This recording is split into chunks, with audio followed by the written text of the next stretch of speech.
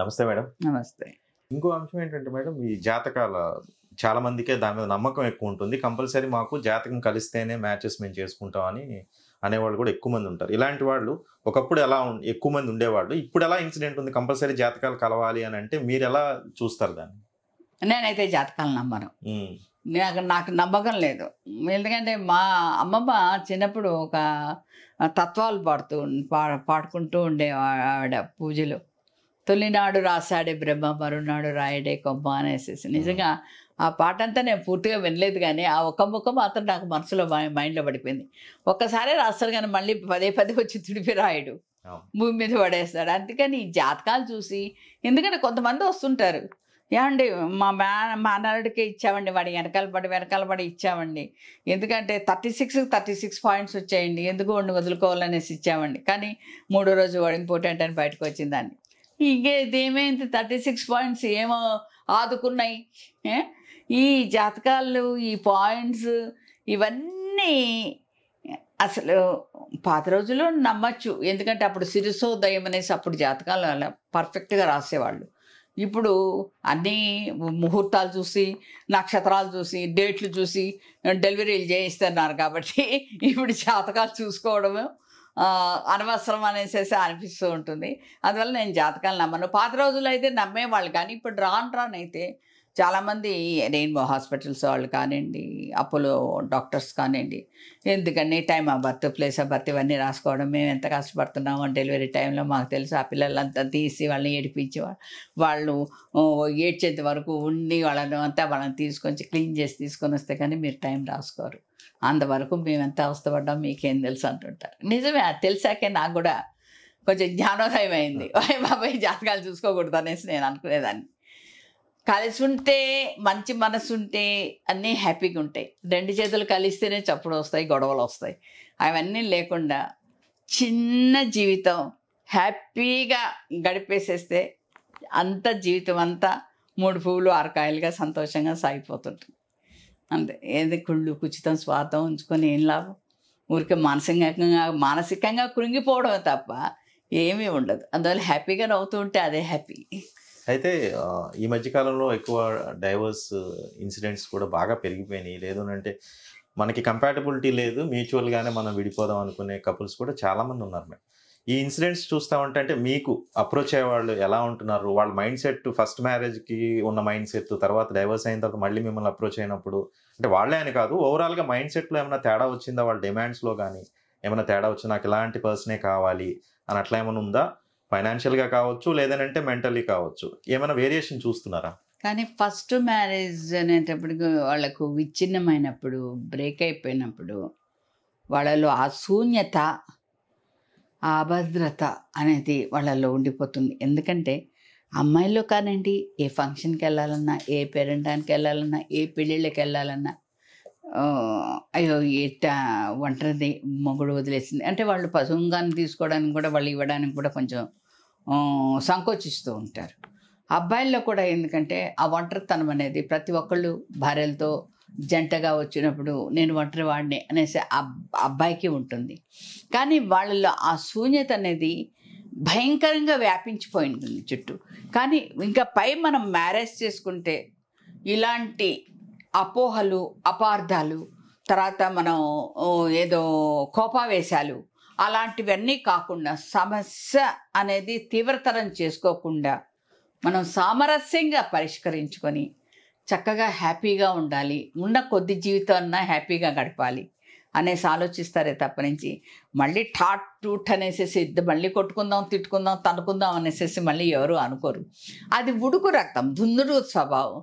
ఆ మొదట్లో అలా వాళ్ళు నువ్వెంత నేనెంత అనేసి ఎడ్డెంతనేసి కొట్టుకున్నా రాను వాళ్ళ తప్పప్పులు అనేది వాళ్ళకు క్షుణ్ణంగా ప్రస్ఫుటంగా కళ్ళ ముందర కదులుతూ ఉన్నాయి. కాబట్టి ఆ దృశ్యాలన్నీ వాళ్ళు చూస్తూ ఉంటారు. కాబట్టి ఇక మీదట మనం మంచిగా ఉండాలనేసి ఆలోచించుస్తుంటారు.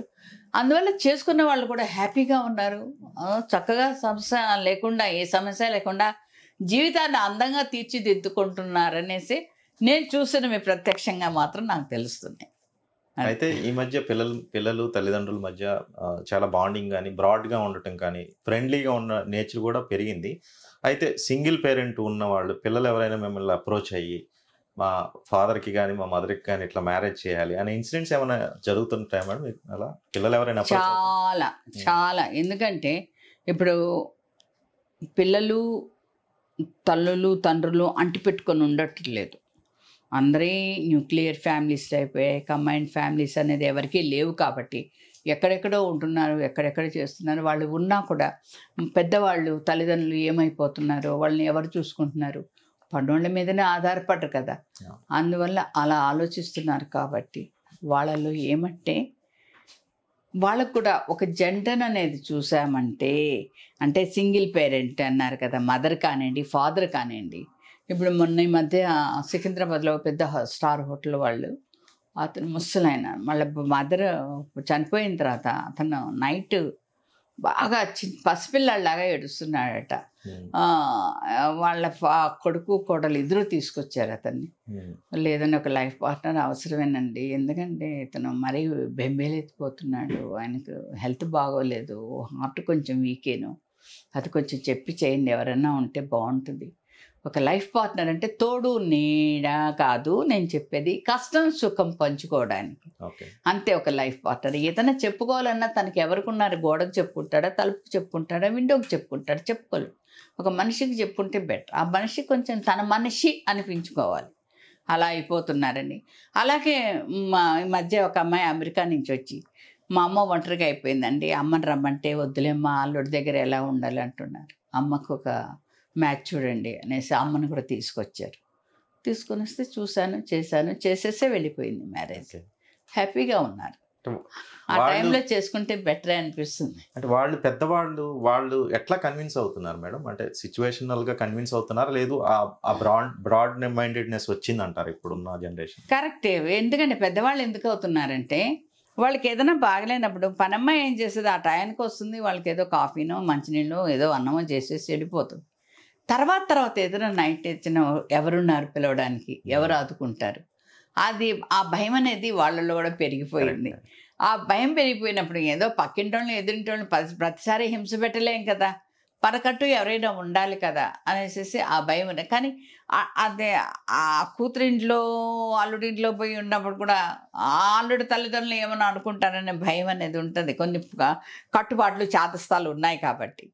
అందువల్ల ఎందుకమ్మా అనేసి ఇంకా తల్లికి కూతురు కొడుకులు ఇలా చెప్పి చేస్తున్నప్పుడు తండ్రికి కానీ తల్లికి కానీ వాళ్ళు కూడా కాదనలేకపోతున్నారు.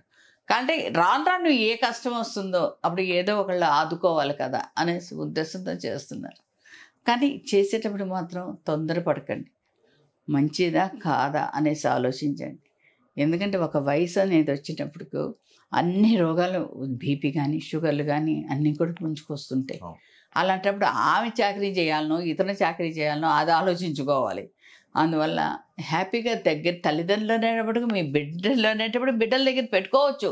కానీ కొడుకేమో నా కోడలు నా భార్య ఊరుకోదేమో, నా తల్లి వస్తేనే కొడుకు భయం, కూతురికేమో అల్లుడేమని అనుకుంటాడని కూతురు భయం. ఇలాంటి భయాలతో వాళ్ళకి కంపల్సరీగా మ్యారేజ్ చేస్తున్నారు, అంతే, ఇంకేం లేదు, సింపుల్. చాలా ఆనందంగా ఉంది మిమ్మల్ని కలిసినందుకు. Thank you very much madam. Dhatri బిజినెస్కి మీరు ఇంటర్వ్యూ ఇచ్చినారు. Thank you.